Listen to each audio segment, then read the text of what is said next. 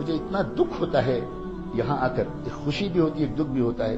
میں دنیا میں بہت جگہ جاتا ہوں، بہت زیادہ میری قسمت میں دنیا بھر میں، ملک بھر میں گھومنا لکھا ہے ابھی تک. تو اس کے باوجود میں یہ بات دیکھتا ہوں کہ جو ایمانی صلاحیت، جو روحانی استعداد اے کشمیر کے نوجوانوں تمہارے اندر ہے، وہ بہت کم جگہ دیکھنے کو ملتی ہے.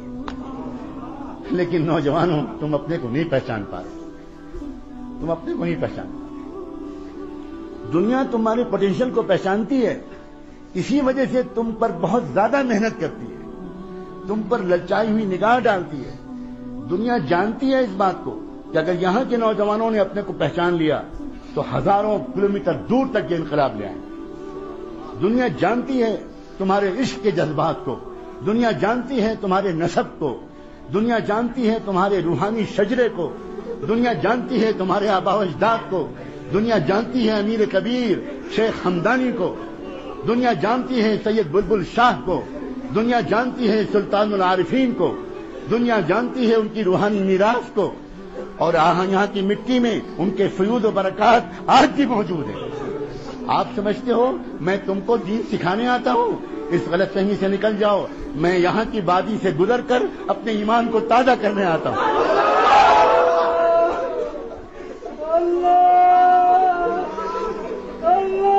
اپنے آپ تو پہچانو نوجوانوں.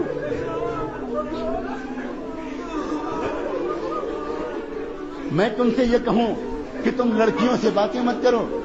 میں تم سے یہ کہوں کہ تمہاری گرل فرینڈز نہیں ہونی چاہیے. میں تم سے یہ کہوں کہ موبائل سے تم ناجائز باتیں مت کرو. میں تم سے یہ کہوں کہ انٹرنیٹ پر ننگی تصویروں کو مت دیکھا کرو. اگر میں یہ کہوں تو میری زبان کو پکڑ لینے کا تم کو حق ہے. تم کہنا کہ حضرت آپ کہاں بات کر رہے ہیں؟ آپ ایودھیا اور کاشی اور متھرا میں بات کر رہے ہیں یا آپ وادی مقدس میں بات کر رہے ہیں؟ آپ کہاں بات کر رہے ہیں؟ اگر میں تم سے یہ کہوں تو یہ بالکل ایسے ہی ہوگا جیسے میں کسی شہزادے اور کسی کراؤن پرنس اور کسی ولی عہد کے پاس بٹھا دیا جاؤں اور مجھ سے کہا جائے کہ یہ ولی عہد ہیں اور اس سلطنت کا مستقبل ان کے ہاتھ میں ہے اور آپ کو 5 منٹ کا وقت دیا جاتا ہے، آپ اس شہزادے کو کچھ نصیحت کر دیں. تو بتاؤ نوجوانوں، میں اس شہزادے کو کیا نصیحت کروں گا؟ میں یہ کہوں گا کہ محل کی بھنگن سے عشق مت کرنا. میں یہ کہوں گا وہ نہیں، اس شہزادے سے میں یہ کہوں گا کہ شہزادے معظم انصاف کے ساتھ اپنی حکومت چلائیے گا، غریبوں کے ساتھ ذرا اچھا سلوک کیجیے گا. بہت دن ہو گئے آپ کے علاقے کے غریبوں کو کوئی محبت بھرا رہنما نہیں ملا.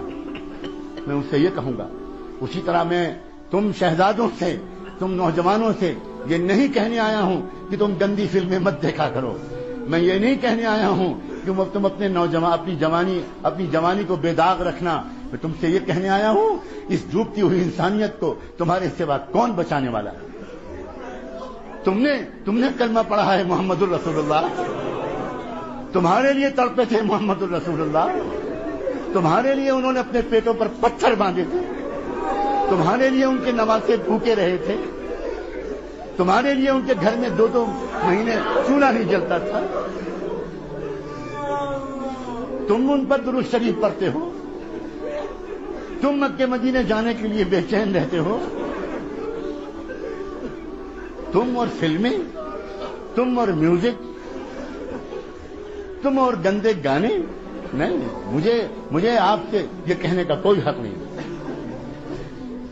ہاں، اگر کسی عزیز نوجوان سے، عزیز میرے بھتیجے سے، میرے جگر کے ٹکڑے سے کبھی کوئی گناہ ہو گیا ہو، ابھی معافی مانگ لو. ابھی میں وعدہ کرتا ہوں اللہ معاف کر دے.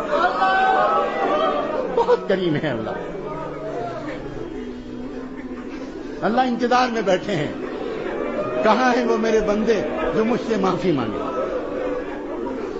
کہاں ہے وہ نوجوان؟